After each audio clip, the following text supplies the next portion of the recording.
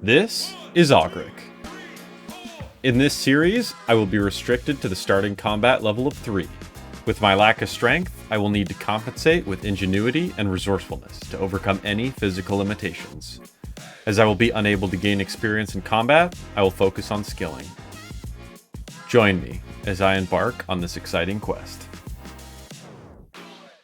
Last episode, we came up with some creative ways to stay alive and take down the Kandal. After defeating him, we managed to grab his bare head, which is our best in slot helmet on this account. And to round things out, we ended the episode with 864 total level. Before we really get into this episode, I just need to take a moment to thank you guys. Your support has been insane. I think at the time of recording this, we're already at 1,100 subscribers, which just absolutely blows my mind. So thank you guys so much. So this episode's going to be a little bit different than the last one. In the future, I do want to take on some more challenging fights, such as the Ice Queen to get the ice gloves. But I just need to take a little bit and talk to you guys about a few things that have been going on in the background. So all the clips I show you guys tend to look something like this. But in reality, for the last couple of weeks now, my actual screen has looked something like this. Or even sometimes like this. Now, some of you guys are probably thinking it's not too unusual to play on 2 or 3 accounts at once, but for me as a level 3 skiller, I feel like it's almost, I don't know how to describe it. It's not like quite cheating, but with my level 3 series I have going on, I feel like that just doesn't reveal the whole picture of what my RuneScape journey has been like. Now, I'm not by any means getting bored of this level 3 skiller. I'm having a great time. And one of the things I like most about it is it can pretty much be as AFK as you want. One good example of that is cutting magic trees. And on the other side of things, it can be pretty much as click intensive as you want. Like, for example, 3-tick fishing. But for some reason, I do really enjoy the more AFK methods, but I still want to be playing the game in almost another aspect. After spending a ton of time AFKing and kind of debating what I wanted to do on the side, I was watching Netflix, watching movies, on my second monitor, as most of you probably do as well. And I just kind of thought about it and I was like, hey, why not just make another account? And I can play both simultaneously, which has pretty much led me to create a second account. One video I saw recently was called the Bossing Bible that was made by Rice Cup. Now in this, there are some really cool bosses in here that are just not possible on a level 3 skiller. So I wanted to make a secondary account for bossing. I want to start doing bosses like the Barrows Brothers, Zulrah, and even eventually doing some raids. So this is Strodus. And I'm really not too sure what to do with Strodus, to be honest. As you can see, I've progressed pretty far in the last couple of weeks on this character. Right now, I do want to round out magic to 75 and agility to 60. But other than that, we have all the requirements to actually go and fight Zulrah right now, with the exception of the Regicide quest. I do feel bad leaving you guys in the dark and not really recording much on this account, but at the same time, I didn't feel like it was very interesting. It really just consisted of me sitting at sand crabs for like dozens of hours on end. And if I wasn't at sand crabs, I was just running the Canifis rooftop while high alking. So I'm not sure how to handle this, if I'll create a second series about Strodus, because I do think it would make for some interesting content, following a new player, researching and fighting these different bosses. But I would feel bad showing up with this character kind of out of the blue. So maybe even the best route would just be creating a fresh character from scratch with the end goal of fighting some of these endgame bosses. So I do kind of have to reflect and think about this for a while. If you guys do have any suggestions or think I should do one thing over the other, please let me know in the comments down below, because I do really enjoy your guys' feedback. That being said, I am leaning away from starting a new character from scratch, mainly because I really just don't want to grind level 60 agility on a third account so soon. I don't know why, but agility to me is just like nails on a chalkboard. I just cannot stand running those rooftop agility courses. So now that we've talked about Strodus and I've shared my mentality behind him, let's rewind a bit and talk about this third character that I showed you earlier. So what originally had drawn me to the idea of a level 3 skiller is how unique the account is.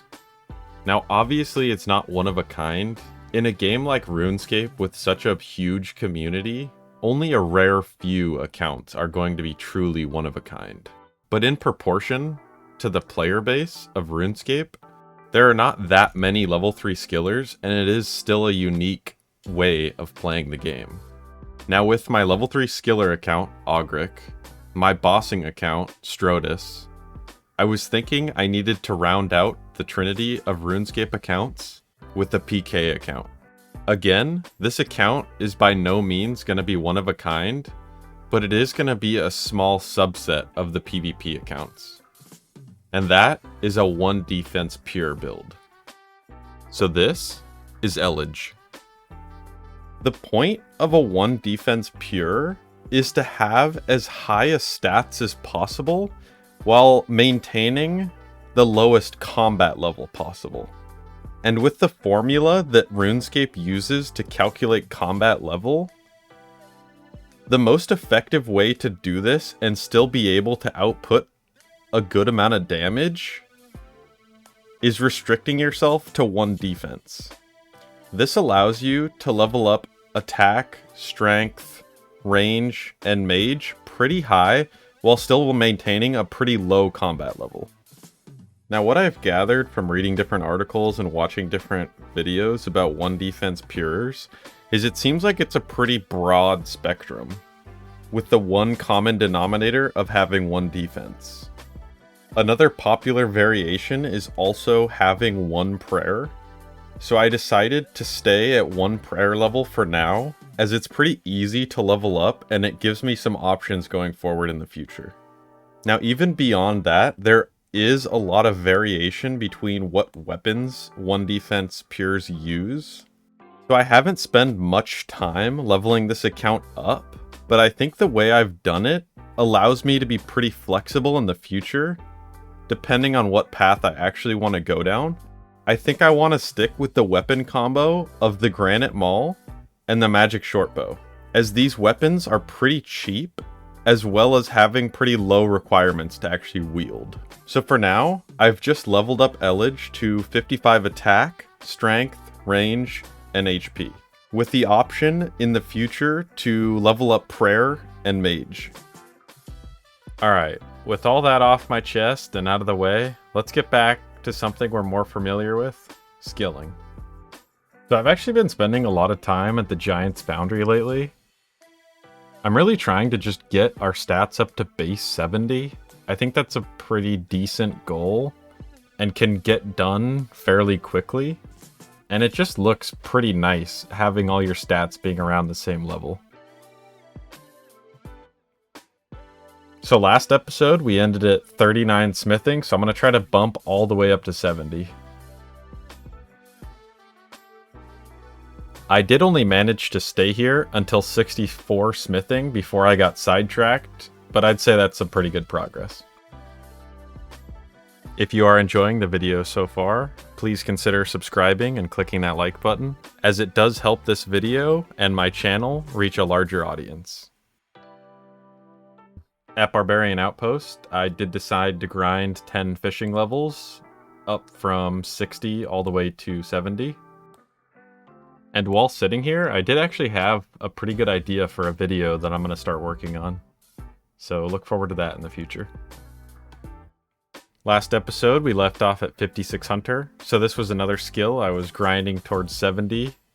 I was kind of splitting my time in between aerial fishing and the fire salamanders. On this episode, we're going to leave off at 64 Hunter. So that is 85 fletching. Now this is a pretty big level for us. All the way back from 81 fletching, I've been using the dragon fruit pie to give me a temporary fletching boost all the way to 85, so that I can string the magic longbows, which is pretty much the most profitable thing you can do in fletching. The dragon fruit pies only last for a minute or so though. Every couple of inventories, I'd have to re-eat another slice of it. But now that we're 85, we can fletch the magic longbows without boosting. And we've made some pretty good profit all the way from 81 to 85. So judging from my average market history, we're making about 130k per 1,000 longbows that we string. On this journey, all the way from 81 to 85 fletching, I've strung roughly 11,600 of these longbows, meaning from the last 4 levels of fletching, we've net just around 1.5 million GP. And just playing around with some more calculations, for us to go from 85 all the way to 99 fletching, we would have to string around 106,000 longbows, which is gonna be quite the grind. Alright, that's what we're gonna call it. I'm glad I had a chance this episode to kind of talk to you guys about more what's happening in the background. And I am excited to kind of venture into this new content, to start doing these different kinds of bosses and eventually these raids. And I do really want to attempt to get my first fire cape. That does sound like a lot of fun. Based on the videos I've seen, it does not by any means look like an easy task, but that's what I'm all about. And more on the PvP side, it seems like there's this really big stigma about new players getting into the PvP of this game. The skill gap is just too high, but that is something else I want to conquer and take down. And that's kind of why I've made these different accounts. But anyways, back to it. We're ending the episode at 926 total level, up 62 levels from last episode. That is huge, especially in these later levels. Not to mention, we haven't even touched rune crafting or construction yet. I think the next video I'm going to release will be outside of this series, similar to the Lore Keeper videos, so look forward to that. If you've gotten this far in the video, thank you so much for your support. You're beautiful, I love you, and I hope you guys enjoyed.